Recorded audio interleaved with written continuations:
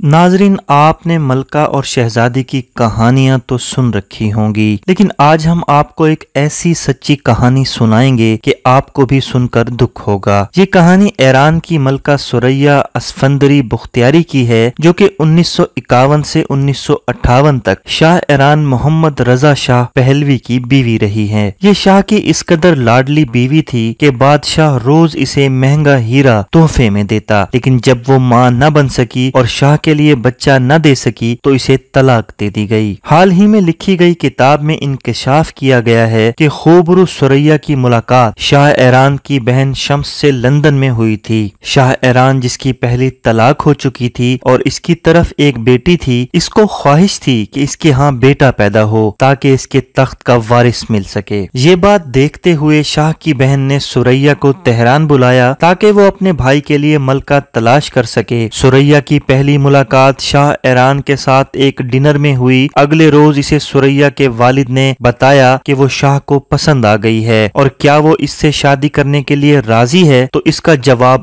اثبات میں تھا۔ صرف 24 گھنٹے کے اندر ان کی منگنی ہوئی اور اسے شاہ کی طرف سے پہلا ہیرا ملا۔ اس منگنی کے کچھ ہی دن بعد وہ شدید بیمار ہو گئی اور کئی ہفتے تک بیمار رہی۔ کہا جاتا ہے کہ بیماری کے دوران شاہ اس کے لیے روز ایک ہیرا لاتا تھا اور اس کے تکیے کے پاس رکھ دیتا تھا۔ بالآخر 12 فروری 1951 کو ان کی شادی ہو گئی اور وہ ایک خوابوں کی دنیا میں رہنے لگی۔ شاہ روز اسے ہیرا دیتا تھا، لیکن یہ سلسلہ زیادہ عرصہ نہ چل سکا اور 1954 میں جب وہ 22 سال کی ہو چکی تھی تو اسے ڈاکٹروں نے بتایا کہ اسے ماں بننے میں سالوں لگ سکتے ہیں اور یہ بھی ممکن ہے کہ وہ ماں نہ بن سکے۔ اس دوران شاہ ایران کا چھوٹا بھائی، جو کہ اگلا بادشاہ تھا، اس کا انتقال ہو گیا۔ اب شاہ ایران کو شدید پریشانی لاحق ہوئی کہ وہ کسے اگلا بادشاہ نامزد کرے۔ یہ ایک نازک صورتحال تھی۔ ایک جانب ثریا ماں نہیں بن سکتی تھی تو دوسری جانب تخت کا کوئی وارث نہ تھا۔ یہ بات سامنے رکھتے ہوئے انہوں نے فیصلہ کیا کہ وہ علیحدگی اختیار کر لیں گے۔ 14 مارچ 1958 کو اعلان کیا گیا کہ ان کی شادی ختم ہو گئی ہے اور شاہ نے مکمل اعزاز کے ساتھ ملکہ کو یورپ کی طرف رخصت کیا، جہاں وہ اپنی مرضی سے روم، میونخ اور پیرس میں گھوم پھر سکتی تھی۔ اسے وہ تمام ہیرے بھی رکھنے کی اجازت دے دی گئی جو اسے تحفے میں ملے تھے۔ ایران میں اسلامی انقلاب کے بعد اس کا وظیفہ بند کر دیا گیا اور اس نے وہ قیمتی پتھر بیچے جنہیں وہ بہت عزیز رکھتی تھی۔ شاہ ایران کو وارث کی ضرورت ہی پیش نہ آئی کیونکہ اس کی حکومت ختم ہو گئی اور وہ 1980 میں انتقال کر گیا، جبکہ ثریا 2001 میں فوت ہو گئی۔